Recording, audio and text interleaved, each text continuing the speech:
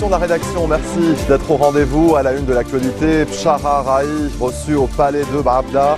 Le patriarche maronite a présenté ses vœux à Michel Aoun à l'occasion de l'élection du leader chrétien à la tête de l'État.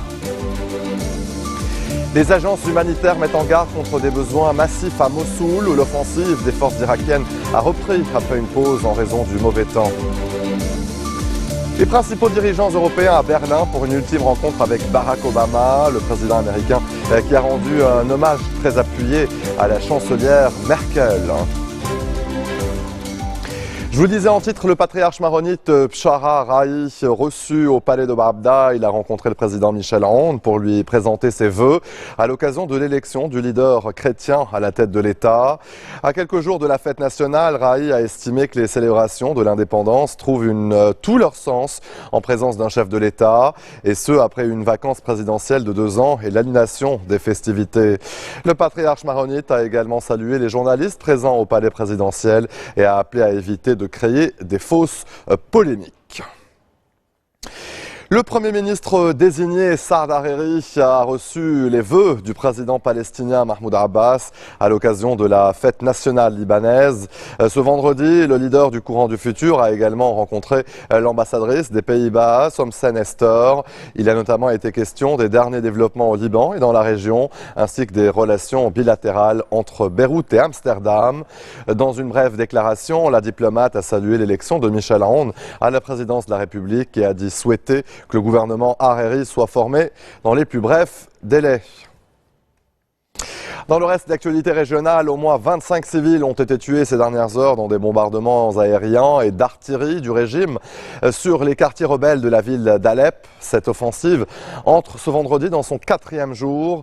Les forces russes utilisent des chasseurs bombardiers, des bombardiers stratégiques et des missiles de croisière pour détruire les fortifications, les bases arrières et le matériel lourd des rebelles. À ce stade, aucun assaut terrestre n'a été lancé contre Alep-Est. En revanche, au sud et à l'ouest de la ville, l'armée syrienne et ses alliés poursuivent leur offensive et continuent de progresser sur le terrain.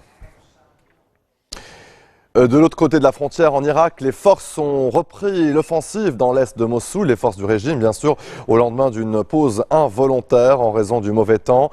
Les frappes aériennes, les rafales d'armes automatiques et les tirs d'artillerie ont repris dès l'aube dans la ville du nord de l'Irak, toujours tenue par les djihadistes du groupe armé État islamique. Dans ce contexte, les agences humanitaires qui opèrent dans le pays sont confrontées à des besoins énormes de la part des populations et les récents développements sur le terrain ne font qu'exacerber la crise. Raphaël Vivant nous en dit plus.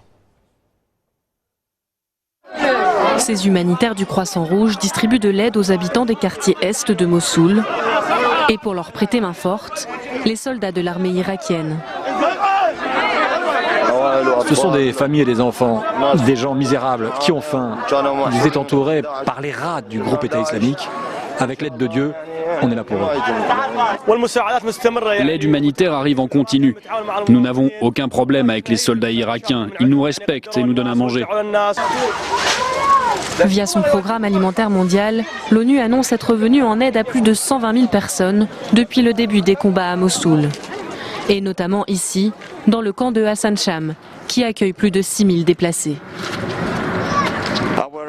Notre objectif principal est de déterminer les besoins de ces familles en nourriture et s'il y a un besoin, nous les aiderons pendant 1 mois. Près d'1 500 000 personnes bénéficient de l'aide du programme alimentaire mondial chaque mois en Irak. Nouvel accident minier en Turquie. 4 ouvriers ont été tués dans l'effondrement d'une mine de cuivre dans le sud-est du pays et 12 autres sont toujours bloqués à l'intérieur. Les opérations se poursuivent donc pour tenter de les libérer. Des proches des mineurs se massent autour du site dans l'espoir de les voir ressortir vivants. Cet accident rappelle celui qui avait fait 301 morts il y a plus de 2 ans à la mine de charbon de Soma.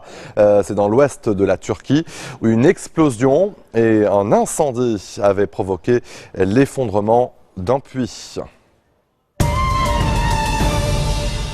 Je vous le disais en titre, les principaux dirigeants européens se sont retrouvés ce vendredi à Berlin, en Allemagne, pour une ultime rencontre avec Barack Obama. Barack Obama qui a rendu un hommage très appuyé à Angela Merkel, louant les qualités de la dirigeante, donc une partenaire extraordinaire, a-t-il dit. Dans un avertissement très clair à son successeur Donald Trump, Barack Obama a aussi appelé à ne pas minimiser l'importance de l'alliance entre l'Europe et les États-Unis.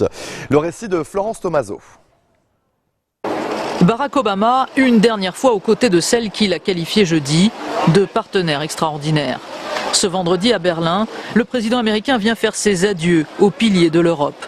Les dirigeants allemands, britanniques, français, italiens et espagnols se retrouvent pour évoquer leurs craintes quant à l'avenir des relations transatlantiques. L'arrivée de Donald Trump à la Maison-Blanche cristallise toutes les inquiétudes de la vieille Europe. Quelle politique le nouveau président mettra-t-il en œuvre? Angela Merkel, désormais présentée comme le porte-étendard des valeurs démocratiques occidentales, a déjà prévenu le nouveau président de l'importance du respect des valeurs démocratiques et de la tolérance. Bruxelles espère notamment que les États-Unis poursuivront leur engagement au sein de l'OTAN. Sur ce point, Barack Obama a rappelé que l'organisation devait être défendue des deux côtés de l'Atlantique. D'autres questions restent en suspens. Comment Washington se comportera sur le dossier ukrainien, sachant que Vladimir Poutine apparaît comme l'allié de Donald Trump? La lutte contre le groupe État islamique sera aussi au menu des discussions. Le président américain se veut prudemment optimiste. Selon lui, son successeur se conformera à l'exigence de la fonction. 8 ans après son accession à la Maison-Blanche, Barack Obama quitte ses alliés européens sur un bilan morose. Dans les turbulences actuelles, il a appelé l'Europe à rester forte et unie et promet de revenir à Berlin une fois dégagé de toute obligation professionnelle. Et c'est un passage de témoin entre le président Barack Obama et la chancelière Angela Merkel. L'Allemagne est-elle prête à assumer son rôle? La correspondance d'Anne Maillet à Berlin.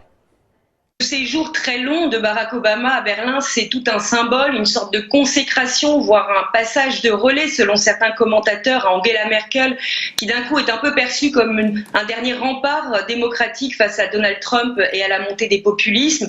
Alors de fait, l'Allemagne, par son poids économique et par sa puissance économique, est perçue depuis plusieurs années comme la principale interlocutrice en Europe par Washington, mais il ne faut pas oublier non plus que l'Allemagne, elle aussi, fait face à une montée de l'extrême droite depuis plusieurs années. Il ne faut pas oublier qu'Angela Merkel est perçue dans de nombreux pays européens comme une donneuse de leçons, voire une mère fouettarde qui a imposé l'austérité à de nombreux pays. Et donc, dans ce contexte, la chancelière allemande ne souhaite pas vraiment endosser ce leadership seul, et c'est vraisemblablement d'ailleurs la raison pour laquelle elle a invité ses principaux partenaires européens à Berlin aujourd'hui. Restez des nôtres, on se retrouve après cette très courte pause. A tout de suite.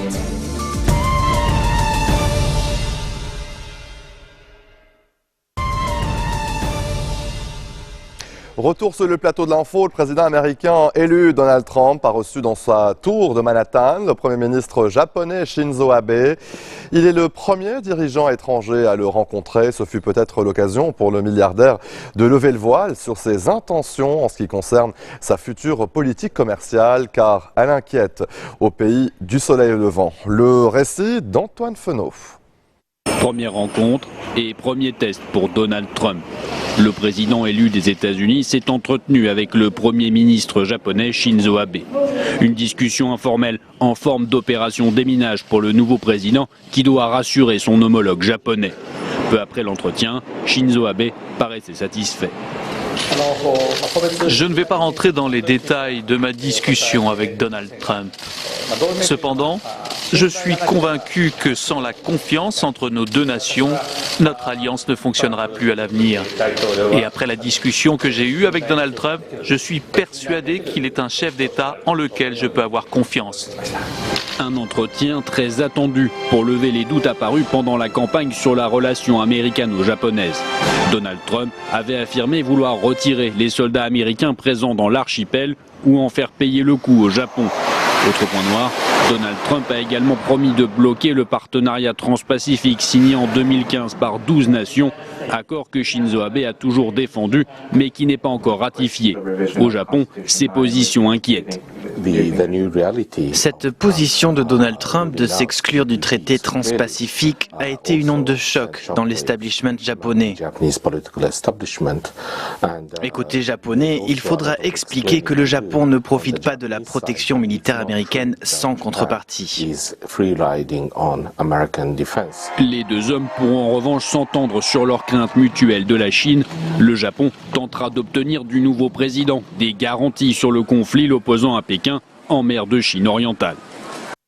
L'ultime débat télévisé de la primaire de la droite pour la présidentielle française, c'était ce jeudi soir, 17 novembre. Il n'a pas tenu ses promesses à 3 jours du premier tour. Un débat touffu, parfois confus. Une réponse indignée de Nicolas Sarkozy sur les affaires judiciaires et 3 favoris qui évitent de s'attaquer frontalement. Laure Wagner nous en dit plus. Pour 5 d'entre eux, l'aventure s'arrêtera dimanche. Au cœur de ce 3e et dernier débat, les questions internationales. Les candidats en lice ont notamment réagi à l'élection de Donald Trump à la tête des États-Unis. Il y a une colère, il y a une inquiétude dans toutes les nations occidentales et un besoin à la fois de protection économique et de protection culturelle. Fera-t-il après l'élection ce qu'il avait annoncé avant? C'est une question que nous devrions nous poser en France aussi. Autre sujet au cœur des discussions, le dossier syrien et le sort du président Bachar al-Assad. Sur cette question, Nicolas Sarkozy et François Fillon affichent leur divergence. M. Bachar el-Assad a 250 000 morts sur la conscience. Il ne faut pas le mettre son départ comme un préalable, mais il ne représentera jamais à mes yeux, ou alors on n'est plus des humanistes, l'avenir de la Syrie. En cas de chute du régime, c'est les sunnites qui prennent le pouvoir, et si les sunnites prennent le pouvoir, pour les chrétiens, c'est la valise ou le cercueil. Les candidats à la primaire de la droite et du centre ont aussi débattu de l'avenir de l'Europe, de l'environnement ou encore d'éducation. Après l'annonce de sa candidature à l'élection présidentielle, Emmanuel Macron s'est aussi invité dans les discussions ce jeudi, ce qui n'a pas manqué d'en agacer certains. On a fait 20 minutes dans le dernier débat sur François Bayrou. Peut-être qu'on peut éviter de faire 20 minutes dans ce débat-là sur Emmanuel Macron et passer à nos projets.